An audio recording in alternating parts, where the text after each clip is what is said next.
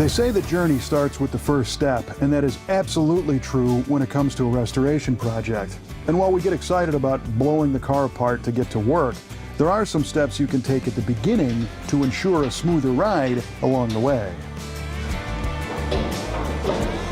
First, we like to document the heck out of the cars here in the V8 Speed and Resto shop before we touch a single tool.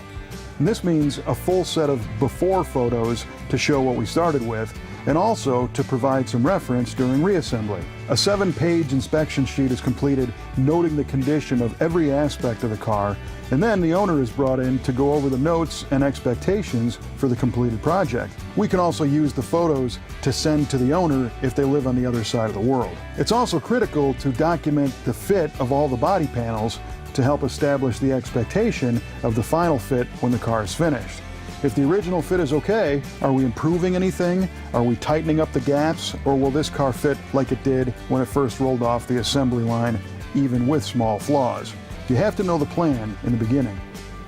Once the plan's been made, we'll typically spray all of the rusty fasteners with a high-quality penetrant like PB Blaster. They say this has been the #1 penetrant for freeing up rusty bolts since 1957, thanks to its wicking action that kind of gets in there where all the rust forms inside fasteners. We just know that it works really well, and by using just a few shots of this stuff, you could save yourself a lot of frustration and broken bolts. When it comes to hardware, we like to bag and tag all the bolts to keep them organized. If we're restoring them, we'll bring each bag over to the vibratory tumbler, lay the bolts out, photograph the bolts, and then we'll put them in the tumbler. And this way, we know what the bag was supposed to have if there's a mixture of parts in the tumbling bowl. And the tumbler uses a vibratory action to strip off any rust and crust and old paint so that the bolts come out ready for recoating or ready for use.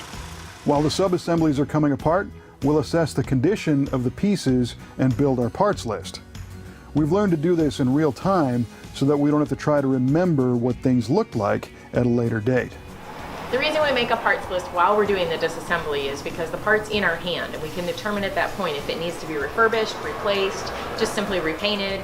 And making that parts list at that time allows the part to be ordered and shipped and come in so that it's here when the guys need it to test fit or reinstall it. The build process goes much more efficiently. If I waited till the guys needed the part, sometimes it could be a week, or in the case of like the 66 Galaxy 7-liter, those parts were sometimes very hard to find and it took months. So we order them as quickly as we figure out we need them. Then we'll label and store the parts in corresponding boxes so that they're contextual. For example, the driver door parts will go in one box and the passenger in another box so that we can find them and use them quickly on reassembly. Trim clips on old cars present special challenges. You'll have to be careful when disassembling the car so they don't break. A lot of times I'll mask off the body panel and also the trim using a plastic tool. You can get up between the trim and the body panel and pry it off. Sometimes you can reach up on the backside with a pair of pliers and a pick set and help release the clips also.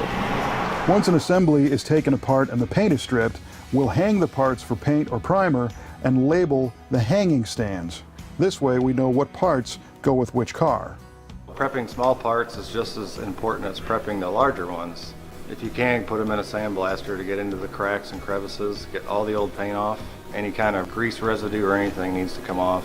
Make sure you plug any holes that you don't want paint in, otherwise you're going to be running a tap through them later to get the paint out.